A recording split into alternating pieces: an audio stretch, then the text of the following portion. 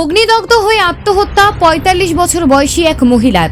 জানা গেছে বিশালগড় থানার অন্তর্গত চাম্পামুড়া কপালিপাড়া এলাকার মন্টু শীলের স্ত্রী টিঙ্কু রানী শীল বেশ কয়েক বছর ধরে মানসিক রোগে আক্রান্ত ছিলেন এবং বেশ কয়েক বছর ধরে চিকিৎসাও চলছিল ওনার।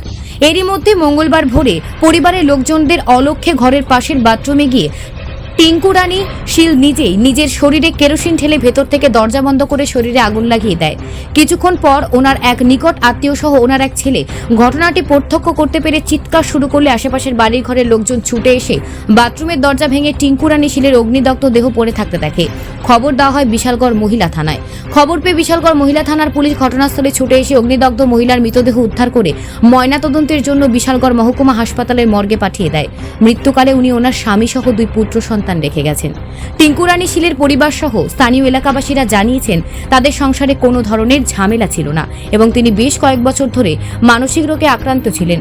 মঙ্গলবার ওনাকে ডাক্তার দেখানোর কথা ছিল। বিশালগড় মহিলা থানার পুলিশ এই ব্যাপারে একটি অস্বাভাবিক মৃত্যুর মামলা হাতে নিয়ে তদন্ত শুরু করেছে। জানা গেছে ময়নাতদন্তের পর মহিলার মৃতদেহ উদ্ধারের পরিবারের লোকজনদের হাতে তুলে দেওয়া হবে। তবে টিঙ্কু রানী শীলের এই অস্বাভাবিক মৃত্যুতে গোটা এলাকায় গভীর শোকের ছায়া নেমে আসে।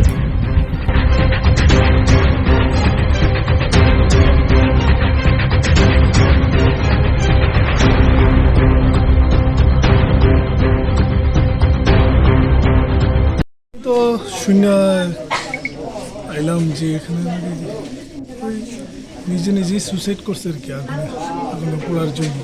অত্যন্ত মর্মান্তিক এবং দুঃখজনক ঘটনা। দীর্ঘদিন ধরেই উনি অসুস্থ ছিলেন। আজকে শোনার পরে আমরা এলাম আর কি এই মাত্র। মানে কীভাবে মারা গেছে? আগুনে নাকি মানে নিজের গায়ে আগুন লাগাই দিচ্ছে? কোন জায়গায় এটা? কেমনে তো এটা তো আমরা দেখছি না, শুনি। কোন জায়গায় এটা? চাম্পামুড়া পঞ্চায়েত রাজীব ক্লাবের সঙ্গে আর কি, কপালিপাড়া। কি নাম মহিলার? মহিলার নামটা হয়েছে রেখা নাকি, কি নামটা ছিল না রেখা, কি নাম? হ্যাঁ, টিঙ্কু রানী শীল। বয়স কত? বয়সটা 45-46। পুলিশ আইছে? হ্যাঁ, পুলিশ এখানে। মানে আপনারা দেখে প্রাথমিকভাবে কি মনে হয়েছে? নিজে দীর্ঘদিন ধরে অসুস্থ ছিলেন, অনেক বছর যাবতীয় অসুস্থ। বাড়িতে কে কে আছে ওরা? বাড়িতে তো 2 ছেলে আর বাবা।